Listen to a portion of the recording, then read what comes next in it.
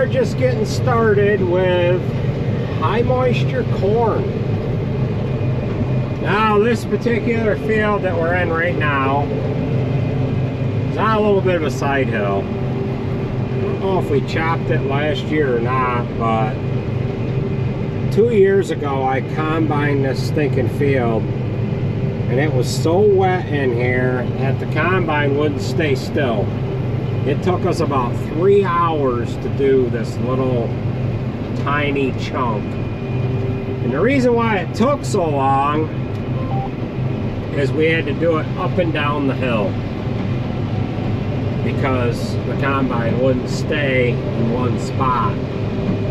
Now, this is actually a silage variety. It's a Hubner 6663. And when we got into chopping, we came up here, we chopped around it twice, and the moisture wasn't there. It didn't have enough moisture in it in order for it to make ensilage. I think the moisture was right around like 54, 55%. I don't like to go under 60. And we had to pull out. We went around this lot, went around the next one down there. All I really cared to do, we didn't need the acreage. All I really cared to do was get this one pulled out in the event that it gets raining. And by the time we get in here with the combine, we don't want to be doing what we were doing 2 years ago.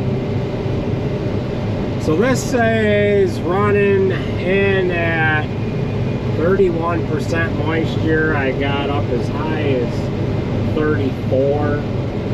So that number's probably off by a couple of points. I've got a 2630 display in the combine. That 2600 that we have didn't want to work. So I had to get this 2630 here out of Nate's manure tractor. So he's using 4640 right now. So Sarah will be up here a little bit with the grain buggy, and then we're going to get a load or two on, and we're going to take them back to the silo, get these guys set up unloading. We're going to make sure we've got the proper grind going on. And the moisture, I'm right at 30 and a half, 160 to 190 bushel. It's not too awful heavy on the grain content because this is a silage variety. The ears aren't all that big, and it's just not quite yielding what it should. But I'll tell you, it's a little dirty looking in the bin because the cobs have some moisture in them. It's breaking the cob, and it's putting a little bit of that in the tank. But that's all right. Years ago, what we used to do, we used to put quite a little cob in the corn when we did high moisture in the upright silos. We actually had a set of screens, and we have those for this too, but I haven't used them in 6, 7, 8 years. We took out every other little filler plate and screen so that we could drop some cob into the corn. It's a little harder on the combine, but you can get a little bit of cob introduced into your grain sample. We were kind of spoiled, to tell you the truth, with doing dry corn first. Off a little bit on my row, so we're just going to yank up through here and do an odd number, clean these off. Looks like I might go the whole length of the little short run. I'm talking on camera, doing one row, or we could just back up, take 5, and then hit that 1 to get 6. So, yeah, we'll join up with you guys in a little whirl here. I do see some long cob coming out of the back of the machine, but I also, yeah. So we'll keep at it here. I need both hands to turn the wheel and get the head put down in order to run the combine. I gotta get these end rows off so that we can start going back and forth. But yeah, we did get a little bit of a rain shower here last night. Nothing too all drastic. I don't think we got maybe a half a tenth, and the sky is gray. That's fine. The way the sun is in the sky right here now, when it is out, it is really bright. We have the threat of rain showers here for the rest of today, which we're not going to get anything more than what we have already gotten. And then the weather is good for like 6-7 days. It has been extremely dry here this fall. And what I am worried about, I'm worried that we are going to get an old-fashioned winter. In other words, we won't get some snowfall this year. So any of you local guys that are watching, I think this is the year to have a snowmobile, or gonna be the year to have a snowmobile. We've got about 60 acres of this particular variety on this farm. I am just south of the Beacon Skiff Apple Orchard again for the locals that are watching here. We are just above the orchard. You see South Onondaga is right on yonder. Lafayette is that way. And home is, well, alright, we'll keep at it. Just another little bitses going back and forth. So we're going to get Sarah doing some combining this year too. We get these asshole fields done that are all mixed up with short rounds and everything else, and then we're going to get Sarah running combine. She's done it before. She might as well get on it again. So, alright, we'll be back again a little while here. Oh, I've got one more headlamp to do there.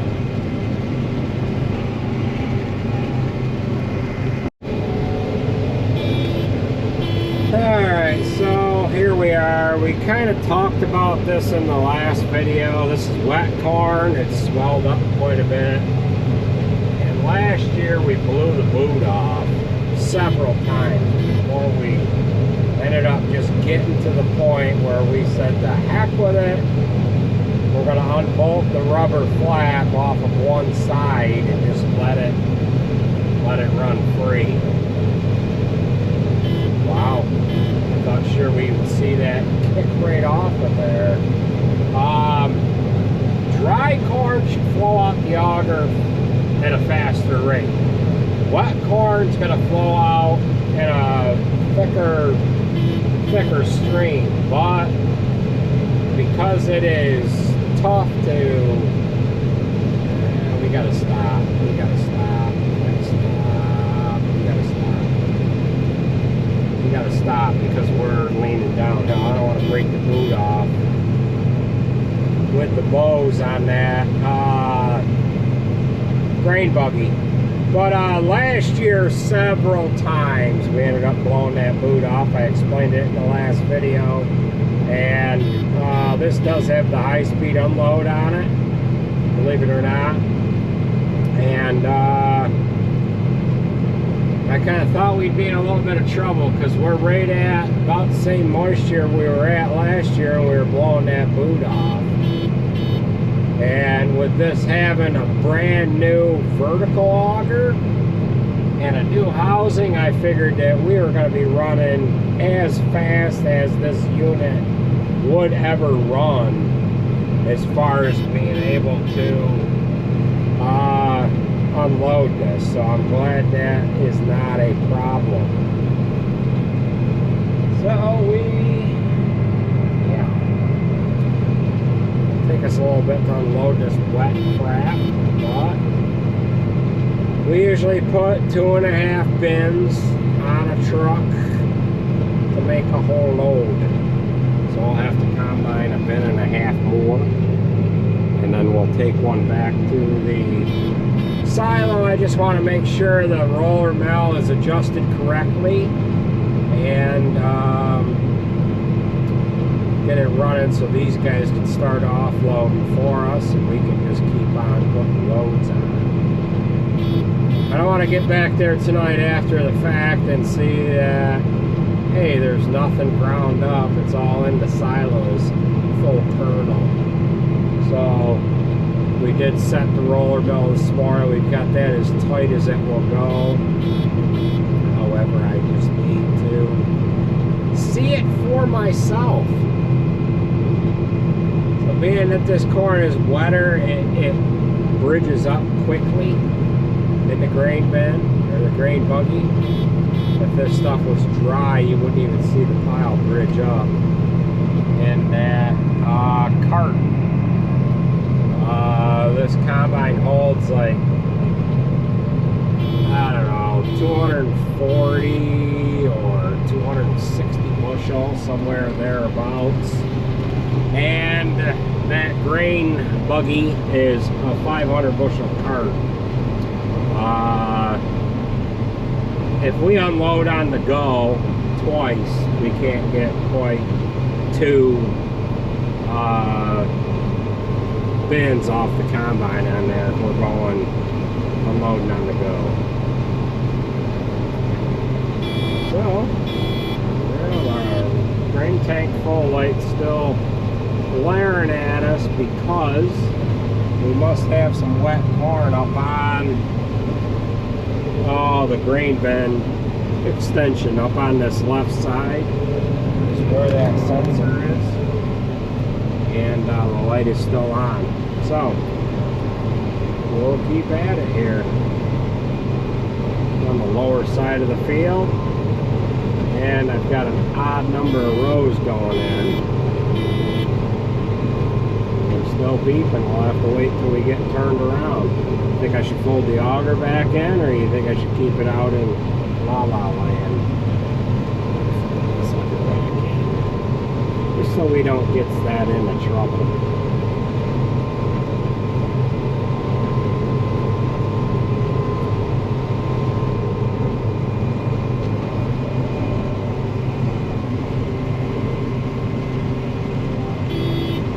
There's still corn in that window too.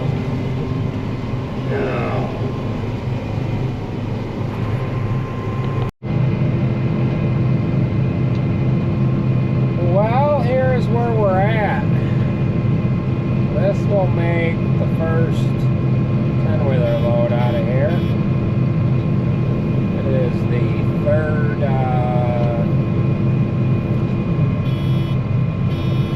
bin that I've offloaded off of the combine here, and so far we've been able to keep the boom. Sarah took off on me. She didn't know what I was doing. And back up underneath there, I need to get some on that other side.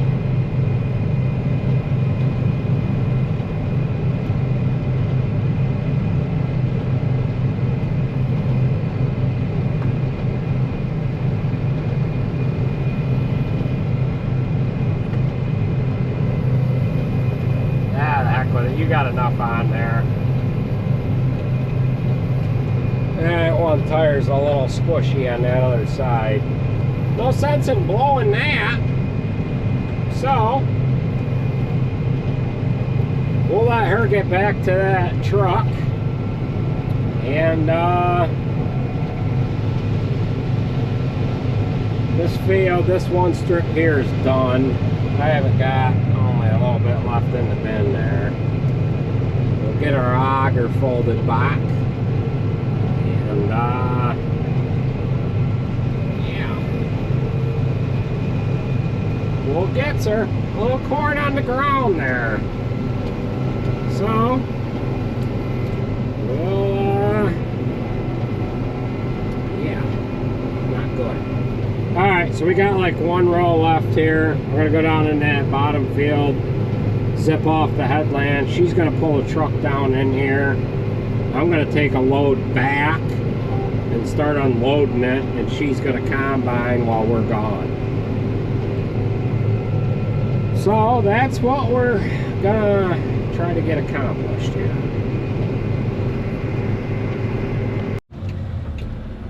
Okay, so we have a little bit of a change of pace. Grain buggy's parked. First load's loaded.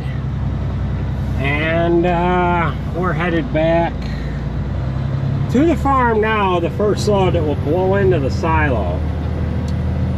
Sarah took the other truck down in that next field down, the next strip. And she's actually combining right now, or should be just about starting. And what we're going to try to do is turn this into a, we're going to try to turn this into a two-man operation instead of a four-man operation. Generally what we did when we went to the silo is we would have Sarah run a grain buggy, I'd run combine, then we'd have one guy running truck and another guy back at the farm unloading the trucks into the roller mill. But the fields are dry enough. I think we can get the trucks wiggled right up to the combine. Therefore we can kind of cut out the grain buggy job. And a guy that can operate things good enough can usually keep up to the combine. Usually these guys get backlogged a little bit and they screw around, they waste a lot of time, and it takes two of them to run the unloading operations back at the farm. A little bit of a problem that we're having right now is Sarah is about a bin ahead of us here. So we gotta hustle. We gotta hustle to get caught up so that she's not waiting for us when we get back up there. So we'll get this back to the farm. We'll get it offloading. We'll take a peek at what the grind process looks like. We're handling manure too, and we're trying to keep them guys on the manure. And then we've got a couple of guys working on alley scrapers. So we're not understaffed, but we are at the same time. There's 4 semis hauling manure along with 1 straight truck. 2 guys in the field with spreaders, and Christian's running the operations back at the farm. He's jockeying manure pump tractors around, agitating manure, and so on and so forth. So I was going to pull one guy off of, I was going to pull Christian off of doing what he was doing, and then pull one of the truck drivers out to give us a hand. So we're just kind of manning up a little bit here, and we're going to try to get this done with what little bit of help we've got. So we'll be back to the farm in a hot minute here. We'll get this offloading. Hopefully that bearing or hub is what it needs to be so it stays together. And I kind of wanted to see that whole operation get going anyways, because we don't need to put a pile of corn in that silo that's not processed correctly. So we'll join up with you guys when we get back to the farm.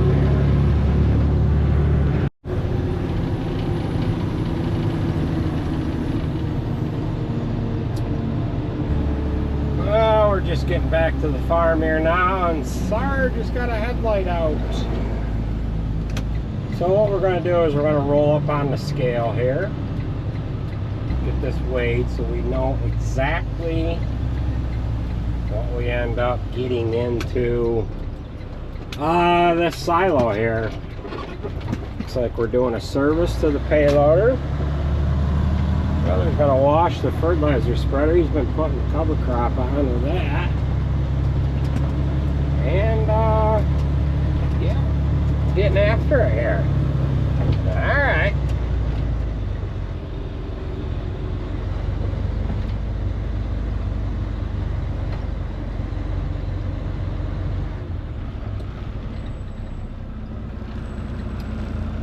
$72,400.